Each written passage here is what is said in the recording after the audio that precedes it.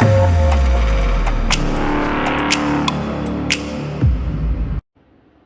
chaps, and welcome back. But this is just a short video because I don't quite have enough content for something worthwhile.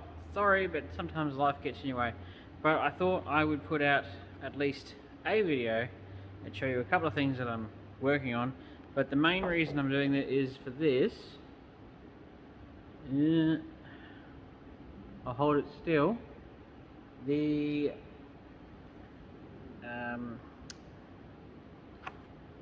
National Military Vehicle Museum, which are in Edinburgh, that's North Adelaide.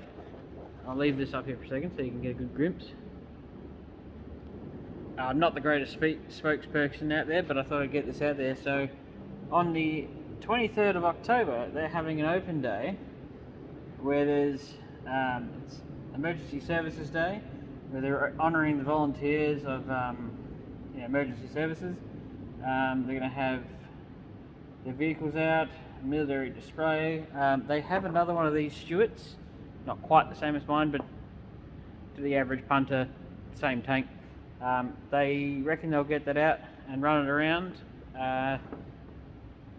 According to this, there'll be military vehicle rides, army surplus sales. I plan on going just in the off chance I can find something for this thing. You never know.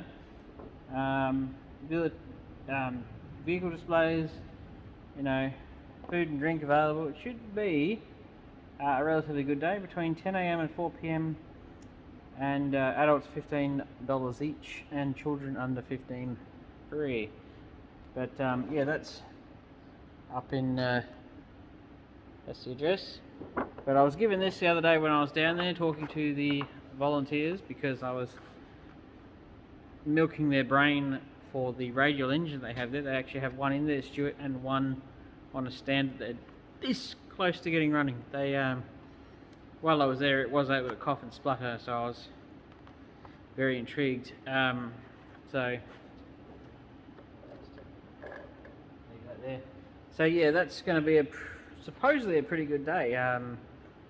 So if you're in South Australia and you want a bit of a day out with the family, head up north to Edinburgh. It's near the RAF base there, and check it out. I plan on going to see what's there, and see if they get that Radial engine running, because I want to get as much knowledge on that as possible.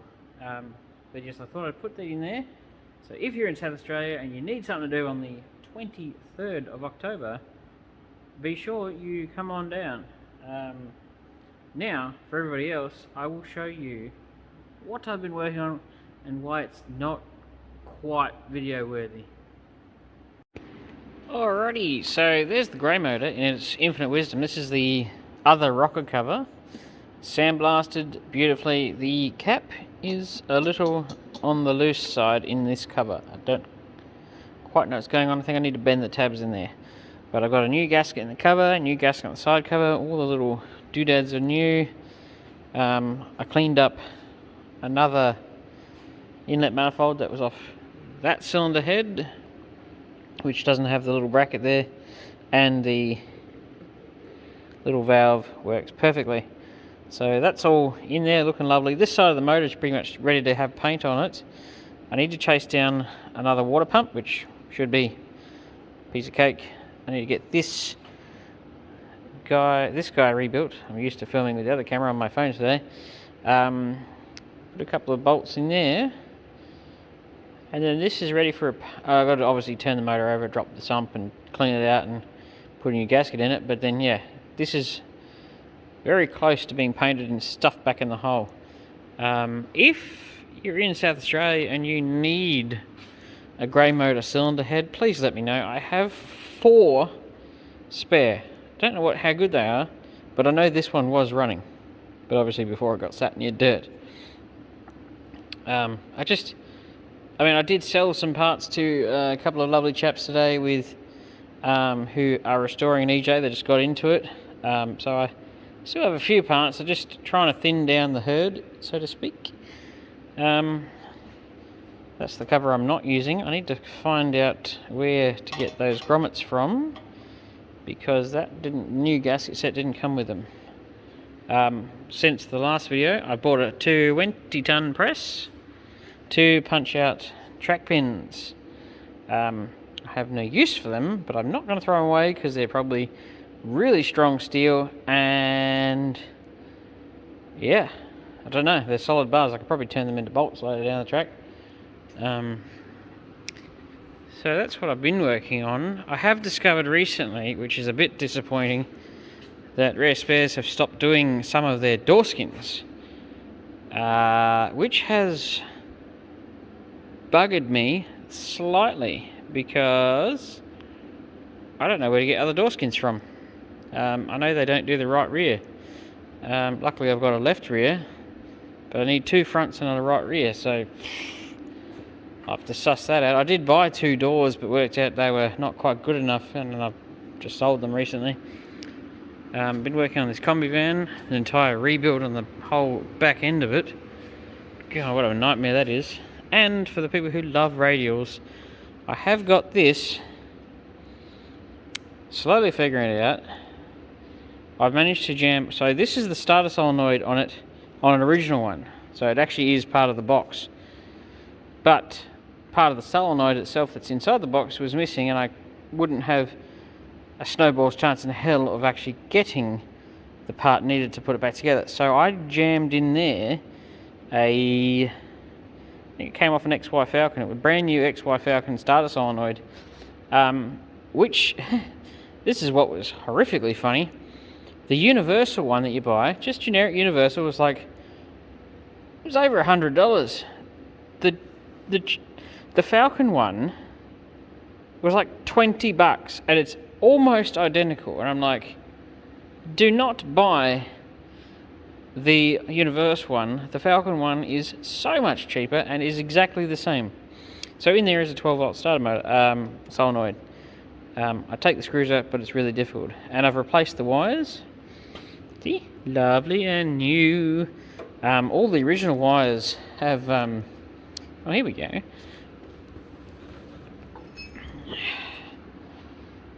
Are like covered in material, cloth almost. And yeah, pretty dangerous stuff, because I've seen a few things that have pulled apart the conduit, and all the wires, all the material's fallen off, all the wires are touching each other.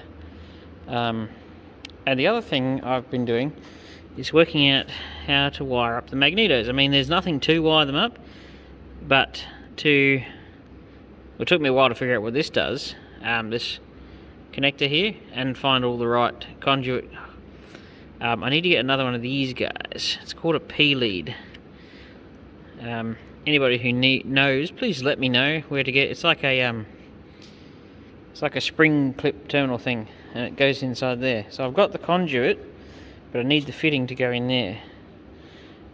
So the way magnetos work is they create their own spark, which is why they put on aircraft, so you don't really need an electrical system to run them. That wire comes off the back, earths them out. That's how you turn them off. Literally, you can run them without that, but you'll never be able to turn it off. So the magneto switch is just putting earth to the back of those, which basically allows them not to work. But this was all broken, so I was quite happy that I repaired that and got some conduit that works. It's all original, but see, some of it's a bit damaged. I'd love to replace it with some new stuff, because that's really pointy, but I haven't quite worked out where to get it from. I'm sure somebody makes them, and I worked out some of my linkages for my carby to my governor are missing, so a few things. But in theory, I just need to get a booster coil, and I've got a couple lined up in the works, and I bought 10 new spark plugs because they were really expensive and they come from America. So I've got 10 new spark plugs, solenoid works, starter motor works. I'll throw a little clip in of those two functioning together.